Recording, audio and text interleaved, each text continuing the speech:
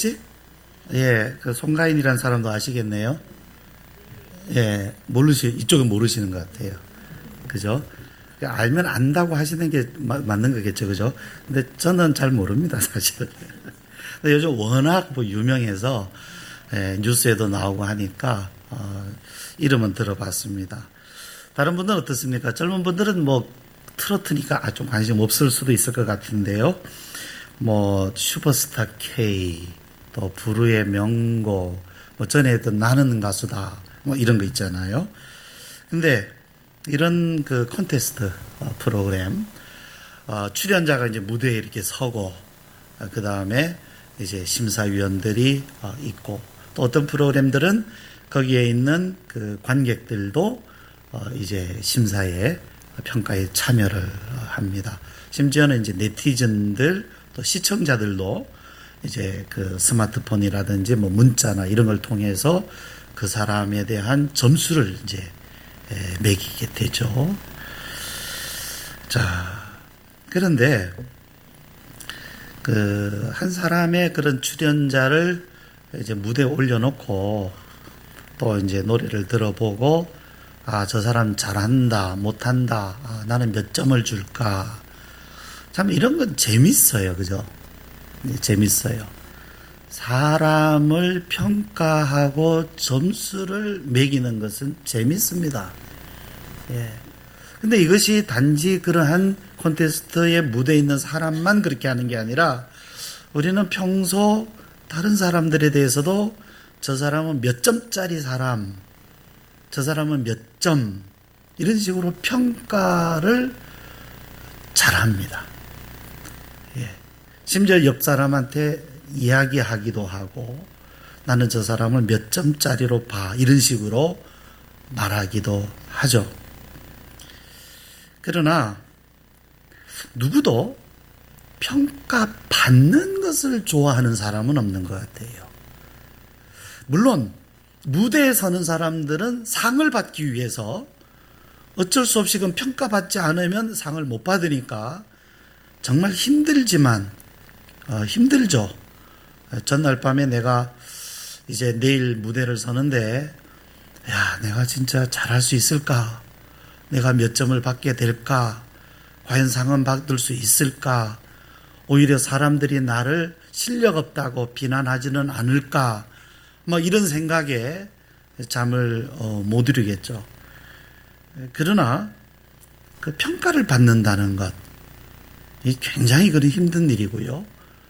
그런 어떤 무대에 서는 자리가 아닌데도 누군가 나를 평가하거나 또 평가하는 말을 하면 우리는 나도 모르게 방어적이 됩니다. 방어적이 돼요. 예. 그리고 거부 반응을 나타내게 되죠. 평가하는 것. 그러니까 우리가 보면 평가하는 사람은 정말 많아요. 대부분 다 평가를 하려고 해요. 평가하는 사람들은 자기를 보진 않죠. 상대방을 보는 거죠. 저 사람 어떤 사람인가. 그런데 평가받는 대상이 되면 사실은 굉장히 힘이 들고 그것 때문에 정말 어떨 땐 너무너무 괴로움을 당하기도 합니다. 그러면 여러분, 분명히 우리 사회는 이러한 평가라는 것이 있고 평가하는 사람이 있고 평가당하는 사람들도 있는데 우리 그리스도인들이 서야 할 자리는 어디일까요? 우리 그리스도인들이 취해야 할 태도는 무엇일까요? 남들이 평가하는 그 자리에 우리도 함께 서서 평가를 해야 되는 것일지 아니면 그냥 평가받는 그런 삶을 살아야 될지 우리는 과연 어느 자리에 서야 되는 것일까요? 그리스도인으로서 말입니다. 분명한 것은 우리 그리스도인들은 남을 평가하는 사람들은 아닙니다. 예수님 말씀하시는 것도 너희가 비판을 받지 아니하려거든 비판하지 말라. 시대는 분별하라 그러셨어요. 시대를 분별하지 못한다면 그건 우매한 사람입니다.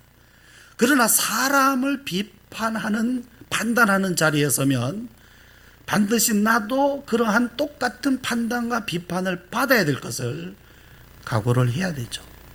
근데 판단할 때는 재밌어하고 판단받을 때는 굉장히 기분 나빠하거든요. 뭔가 형평성이 안 맞죠. 자기 자신 안에서도. 자, 성경은 무엇을 말씀하는가? 우리 16절 말씀을 한번 봅시다. 16절.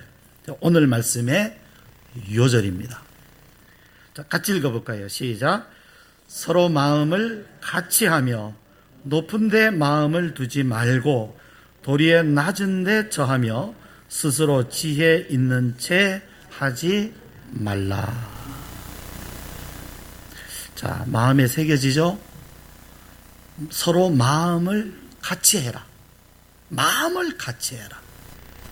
마음을 같이 해라. 적어도 마음을 같이 한다는 것은 상대를 놓고 내가 평가하는 건 아니죠.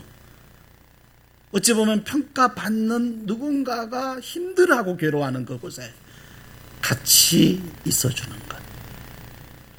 그 다음에 높은 데 마음을 두지 말고, 평가하는 사람은 굉장히 높은 위치에 서려고 하는, 위에서 아래로 보면서 평가를 하지 밑에서 위를 보면서 평가하는 사람은 없어요.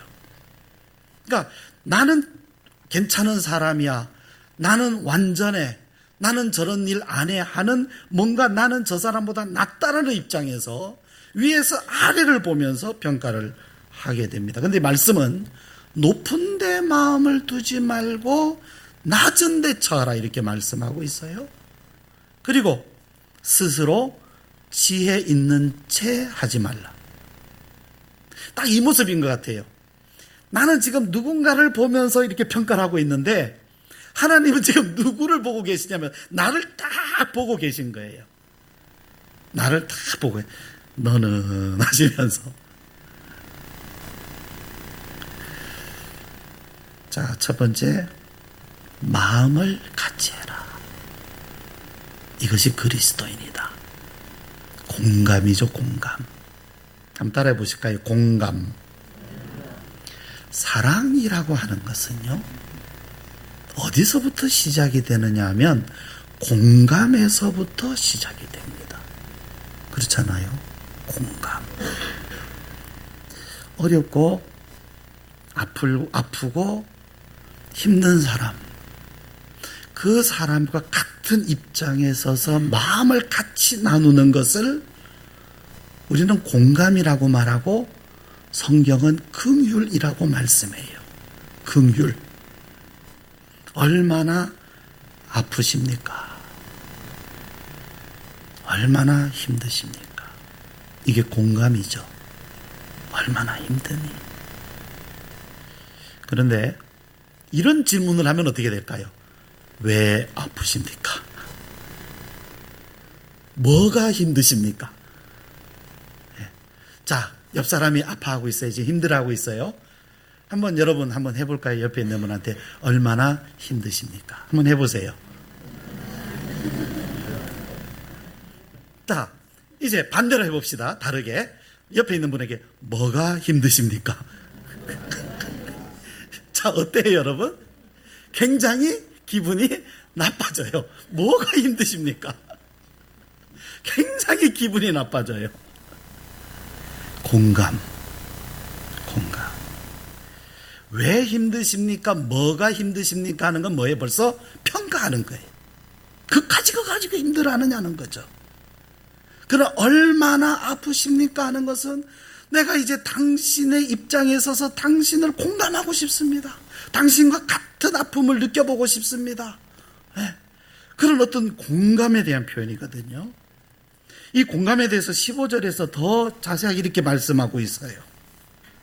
즐거워하는 자들과 함께 즐거워하고 우는 자들과 함께 울라. 우리 어머니들은 정말 자식들을 잘 공감을 합니다. 하나님께서 주신 특별한 은사예요. 물론 남자들도 합니다. 그런데 제가 볼 때 객관적으로 보면 여성들이 훨씬 더 공감을 잘합니다. 그래서 아이가 힘들어하면 엄마들은 이렇게 물어요. 얼마나 힘드니? 그 힘든 것이 마음이 아픈 거예요. 왜 아프냐 이것 중요하지 않아요. 엄마들은 그 힘든 것이 지금 속상하고 마음 아픈 거예요. 그 얼마나 힘드니? 엄마들은 그렇게 물어요. 근데 이제 아빠들은 어떻습니까? 저를 비롯해서 뭐가 힘드니? 뭐가 힘들어 이놈아? 그렇게 말을 합니다. 지금 표정들 보니까 저만 그런 것 같아요. 만약에 여러분이 사용하는 언어 중에 얼마나 힘드냐, 얼마나 힘드십니까? 보다는 뭐가 힘듭니까? 왜 힘듭니까? 이렇게 하는 말을 더 많이 한다고 하면 좀 반성을 하실 필요가 있어요. 예. 우리 아빠들 좀 반성을 해야 돼요. 이 공감하는 것도 습관입니다. 그래서 습관은 연습을 해야 됩니다. 내가 평상시에 어떤 말을 많이 쓰는가. 그것은요, 부부간에도 마찬가지예요. 또 직장에서도 마찬가지예요. 예. 얼마나 힘듭니까 하는 것과 뭐가 힘듭니까는 엄청나게 다르거든요. 예. 그런데 보세요. 이 공감의 원조는 하나님이십니다. 하나님은 사랑이시고 하나님은 사람을 만드시자마자 공감부터 하셨어요. 하나님께서 사람을 만드셨는데 남자를 지으셨습니다. 근데 남자를 딱 지어놓고 보니까 외로워 보이거든요. 공감부터 하시는 거예요. 외롭구나. 외로운가. 하나님 마음부터 벌써 안 좋은 거예요. 지금 아담이 하나님 저 외로워 죽겠어요. 이런 말씀을 드리기도 전에 하나님이 먼저 그 마음을 먼저 아시고 공감하시는 거예요. 외로워하는구나. 외롭구나. 보이기에 좋지 않구나. 하나님은 우리 사람의 외로움에 공감하셨어요. 여러분 틀림없어요. 우리가 외로워하면 하나님은 그대로 공감하고 계세요. 나만 혼자 내버려 두지 않습니다. 우리가 힘들어하면 하나님은 반드시 그 힘든 마음을 아십니다. 결코 우리 혼자 내버려 두지 않습니다. 그래서 여자를 만드셨는데 어떤 여자로 만드셨어요? 공감 잘하는 사람으로. 그래서 여성들은요, 공감을 잘해요. 예. 이거는 은사입니다. 이 은사는 너무너무 귀한 것이에요. 여러분 한번 보세요. 우리 직장인들이, 남자들이요, 쉬는 시간에 뭐 합니까? 스마트폰 가지고. 남자들 뭐 해요? 예? 그래요. 여러분은 큐티 하십니다. 정말 제가 오늘 이거 잘못 얘기하는 것 같아요. 그래요. 여러분은 진짜 뭐 쉬는 시간에 스마트폰 같은 거 안 하고 그냥 큐티 매일 성경 들고 할렐루야 정말. 예, 그죠? 근데 보통 남자들 뭐 합니까? 게임합니다. 게임은 어떤 거예요? 막 가서 두들겨 부수고 막 심지어는 죽이고 막 이런 거 남자들은 많이 해요. 여자들은 뭐 합니까? 게임 잘 안 해요. 게임하는 분도 있긴 있어요. 근데 여자들은 뭐 할까요? 예? 그렇죠. 카톡이라 그럴 줄 알았죠? 쇼핑입니다. 쇼핑 많이 해요. 안 사도 일단은 들여다보고 쇼핑 많이 하죠. 그 다음 뭐 하겠어요? 카톡 많이 합니다. 사람마다 다르긴 하지만 대체적으로 통계가 그렇게 나와요. 근데 여러분 보세요. 여자들은 쇼핑 혼자 합니까? 예? 쇼핑하다가 좋은 거 있으면 어때요? 옆 사람 보여주면서 이거 어때? 보세요. 쇼핑을 해도 공감으로 합니다. 쇼핑을 해도요. 여자들은 쇼핑을 해도 들여다보고 또 물어보고 다른 사람 공감이 어떤지 살펴보고, 남자들은 어떻습니까? 백화점에 가도요, 남자들은요 딱 3분 5분이면 끝납니다. 딱 보고 이거 주세요. 끝. 뭐 이거 어때? 이거 별로 없어요. 남자들은 판단이 빠르죠. 판단을 많이 하니까 어떻습니까? 얼마나 힘드십니까? 보다는 뭐가 힘들어? 이걸 얘기를 먼저 하게 되는 거예요. 그러나 사랑은 공감입니다. 성경은 공감을 말씀합니다. 그리스도인이 서는 자리는 공감입니다.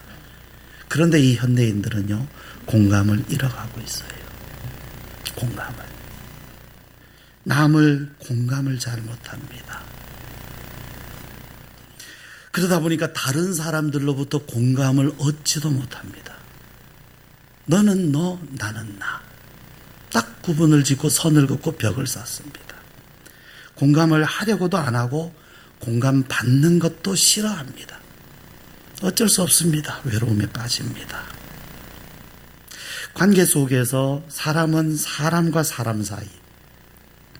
그래서 우리 한자로는 뭐라 그러니까 사람을 인간이라 그럽니다. 인간. 사람과 사람 사이. 사람은 사회적 동물이라고 했습니다. 하나님은 우리 사람을 지으실 때부터 사람과 사람은 이러한 관계 속에서 서로 반응하면서 공감하면서 그 안에서 기쁨, 즐거움, 행복을 느끼면서 살도록 그렇게 지으신 거예요. 그런데 사람이 스스로 고독에 빠지면서 벽을 쌓고 공감이 일어나지 않으면, 즉 공감이 결핍하면 결국 어떤 질문이 들어오느냐 하면 나는 누구인가? 나라고 하는 존재는 도대체 무엇인가? 사람과 사람 사이에서 공감이 일어나지 않으면 내가 보고 있는 이런 물건들이나 어떤 사물이나 짐승, 동물하고 나하고 차이가 없는 거예요. 그냥 그들과 똑같은 존재들일 뿐이에요. 공감이 일어나지. 사람으로서의 가치를 못 느끼는 것입니다. 결국에는 나 같은 사람이 하면서 극단적인 생각에 빠져요. 이건 비극입니다. 공감이 없으면, 공감이 없는 사회는 비극을 만듭니다. 그런데요, 예수님은요, 우리를 너무너무 공감을 하셨어요. 우리의 처지를, 우리의 입장을, 우리의 삶을. 그래서 예수님은 우리 사람들이 처해 있는 그 비극적인 상황을 너무너무 공감하시고 마음 아파하셔서 이 땅에 오시지 않으실 수가 없었던 것입니다. 우리들이 감당하지 못하고 괴로워하는 이 죄의 문제, 주님은 가장 인간을 근본적으로 파괴하는 문제가 뭔지를 보시고 그것을 해결하기 위해서 우리의 겉사람뿐 아니라 우리의 마음속 가장 깊은 데 있는 고독과 괴로움, 이것을 주님은 근본적인 문제를 해결해 주시려고 주님은 우리에게 오신 거예요. 단지 문제만을 해결해 주시려는 것이 아니라 주님은 우리의 이러한 처지를 공감하시는 데부터 시작이 된 거예요. 얼마나 아파하는가, 얼마나 괴로워하는가, 얼마나 외로운가. 주님은 그것에 공감하셨기 때문입니다. 그래서 주님은 이 땅에 오셨어요. 그러한 공감하는 마음이, 공감에서부터 희생하는 마음이 나왔고, 그 희생하는 마음으로부터 사랑이라고 하는 열매, 구원이라고 하는 열매가 맺히게 된 것입니다. 두 번째는 무엇입니까? 마음을 높은 데 두지 말고 낮은 데 두어라. 이것이 그리스도인의 마음, 그리스도인이 서야 할 자리다, 이렇게 말씀하고 있어요. 자, 높은 데 마음을 두지 말고 도리어 낮은 데 처하며. 높은 데 마음을 두지 말라 그랬으니까 등산하는 사람들은 이 말씀 별로 안 좋아할 것 같아요. 그죠? 등산하는 사람들은 위에다 마음을 두니까. 그러나 물론 보면 등산한 후에 그 다음 어떻게 해야 됩니까? 내려와야 돼요. 저는 등산을 그렇게 좋아하는 편이 아니에요. 등산하려고 그러면 참 힘들어요. 숨도 차고. 그래서 저는 꼭 이런 말 합니다. 등산하면서. 자, 우리 올라가죠. 어디 갑니까? 꼭대기 갑니다. 그 다음에 우리 꼭대기 가면 그 다음 뭐 해요? 내려온다고 그래요. 그러면 내려올 거 뭐 하러 올라갑니까?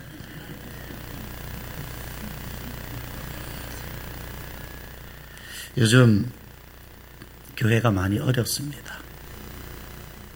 우리 교회만 아니라 우리 한국 교회가 전반적으로 힘듭니다. 올라갈 때가 있었으니까 내려갈 때가 있는 것도 맞는 거죠. 성경에도 있는 말씀이고요. 내려갈 때 있다. 근데 우리가 올라갈 때는 참 신납니다. 그러나 내려갈 때는 힘들죠. 괴롭죠. 우리 노회만 해도요, 교회가 거의 300교회가 됩니다만은 올해 그 교회들이 내는 상회비가 잘 거치지 않아서 한 4억 정도가 지금 적자가 되고 있습니다. 작년만 해도 이런 일이 없었어요. 그래서 장기발전기금으로 비축해둔 4억을 지금 경상비 메꾸는데 지금 거의 다 소진했다. 그런 얘기 들었습니다. 제가 지난 주간에 SNS에다가 참 요즘 목회가 어렵다 하는 것을 제 입장에서 좀 글을 써서 올렸습니다. 참 목회가 힘들다, 어렵다. 여러분 걱정하지 마십시오. 뭐 우리 교회에서 누가 나를 힘들게 해서 어렵다 이런 글 아니에요. 예, 걱정하지 마세요.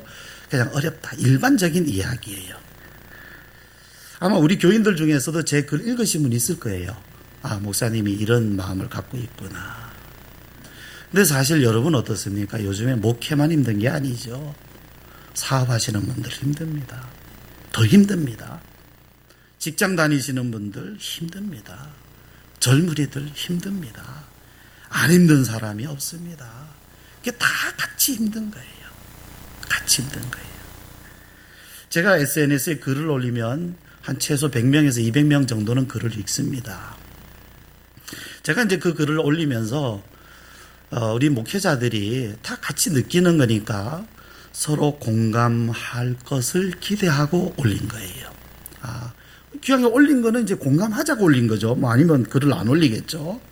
그래서 그 글을 읽는 분들이 그래요. 요즘 참 힘들어요. 우리가 힘든 때 목회하고 있어요. 서로 힘냅시다. 이런 댓글을 기대한 거예요. 그런데 댓글을 보면 목사님 힘내세요. 제가 위에서 기도할게요. 문자도 오고 메시지도 오고 제가 목사님 위해서 기도하겠다고 그렇게 와요. 근데 딱 그런 메시지가 이렇게 오고 댓글이 달리는데 기분이 상하는 겁니다. 기분이 상해요. 아니, 저 목사님은 나보다 훨씬 더 어려운 데서 목회하면서도 나를 동정하네. 저분은 지금 개척한 지 얼마 되지도 않은 분이 저분이 나를 동정하네. 공감이 아니라 동정을 받았다는 딱 느낌이 드는 순간에 막 자존심이 상하고 기분이 막 상하는 거예요. 저도 그때 그런 생각을 해봤어요. 나는 힘들어하고 아파하는 누군가를 위해서 힘내세요, 위해서 기도할게요 하면 저는 그분이 고마워하는 줄 알았어요. 그런데 그런 소리를 듣는 사람이 자존심이 상하고 기분이 상할 수도 있겠다라는 것을 알게 됐습니다. 공감하는 것과 동정하는 것은 이거 다른 거구나. 공감을 하는 것은 그 사람과 같은 입장으로 내려가야 돼요. 내려가서 같은 처지에서 이야기를 해야 돼요. 환자는 환자의 처지에서 말해야 되고 힘들어하고 상처 입은 사람은 상처 입은 사람의 입장에서 말을 해야 돼요. 그런데 마치 위에서 아래로 말하는 것처럼 당신이 힘들어하네요. 내가 기도해 줄게요. 힘내세요. 이것은 오히려 마음을 상하게 하고 아픔을 주는 것이 될 수도 있겠구나. 야, 이런 말 한마디도 조심스럽구나. 우리가 누군가를 진심으로 공감을 하려고 하면 내려가야 됩니다. 내려가야 됩니다.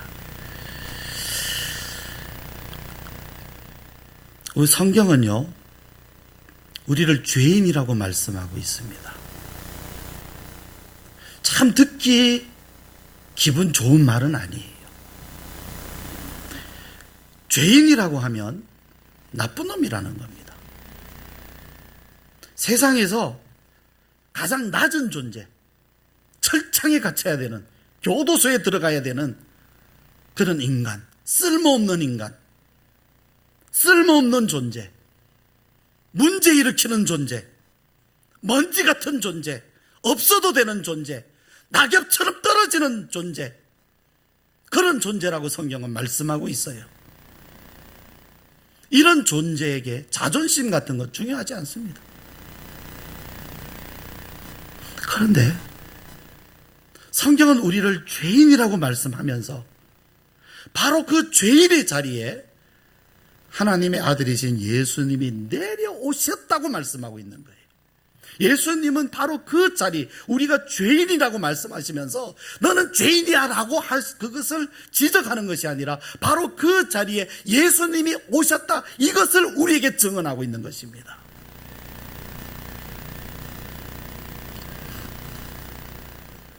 주님은 위에서 아래를 우리를 보시면서 너는 죄인이라 평가를 하시고, 그러므로 너는 죄인이니까 이렇게 해야 돼 하고 명령을 내리시는 그런 것이 아니라, 우리가 죄인, 우리의 실상, 우리는 죄인이다, 너희는 죄인이다 하시면서 주님은 우리가 있는 위치로 이 가장 낮은 데로 주님이 내려오셨어요. 그러므로 성경이 우리를 죄인이라고 말씀하는 것보다 그 죄인인 우리의 자리에 주님이 오셨다는 것이 귀한 것입니다. 그것이 핵심입니다. 주님은 스스로 쓸모없는 존재가 되어주셨어요. 버림당해 주셨어요. 사람들에게 가장 절망적인 순간인 이 죽음, 바로 이 죽음에 자신을 던지셨습니다. 주님은 쓸모없는 존재가 되시고 버림당하는 존재가 되셨어요. 엘리 엘리 나마 사박다니, 어찌하여 나를 버리셨습니까? 버림당하셨어요.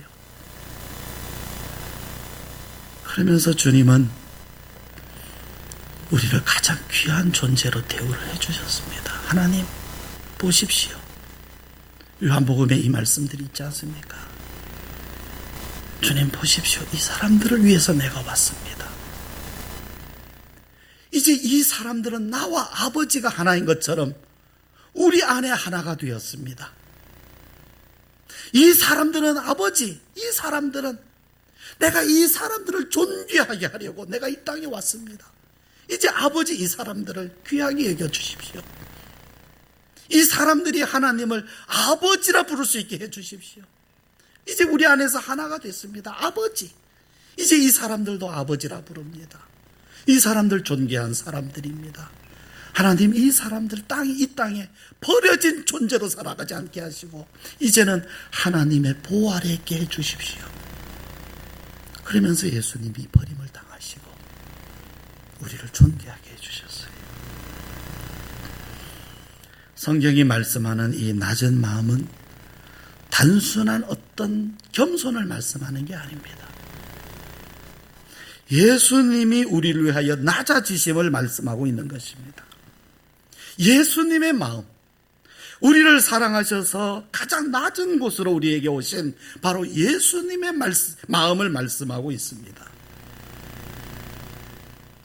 이러한 가장 낮은 데로 오신 예수님을 우리가 만나고 경험하려고 하면 우리도 같은 그 자리로 낮아지지 않으면 우리는 주님을 알 수가 없습니다. 주님이 가장 낮은 우리의 현실, 가장 낮은 데로 오신 그곳으로 우리도 그 낮은 데에 우리 마음을 두지 아니하면, 그렇지 아니하고 우리는 남을 평가하는 자리, 위에서 아래로 내려다보는 그 자리에 여전히 있으면 주님의 마음을 알 수가 없습니다. 경험할 수가 없습니다. 그래서 우리도 낮아져야 됩니다. 우리가 낮아질 때 주님의 마음을 알게 됩니다. 우리가 낮아질 때 주님이 사랑하시는 사람이 누구인지를 비로소 알게 되는 거예요. 주님은 누구를 사랑하시는가? 누구를 구원하시는가? 누구를 기뻐하시는가? 우리들도 낮아질 때 비로소 알게 되는 것입니다. 그래서 우리들도 낮아져야 됩니다. 성경은요, 그리스도인의 삶의 자리는 바로 여기다. 이것이 그리스도인의 삶의 자리라고 말씀해요.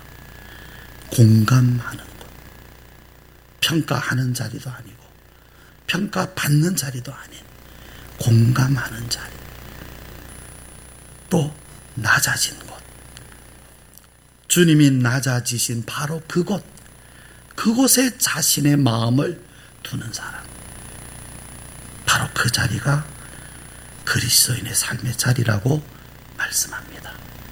기도합시다.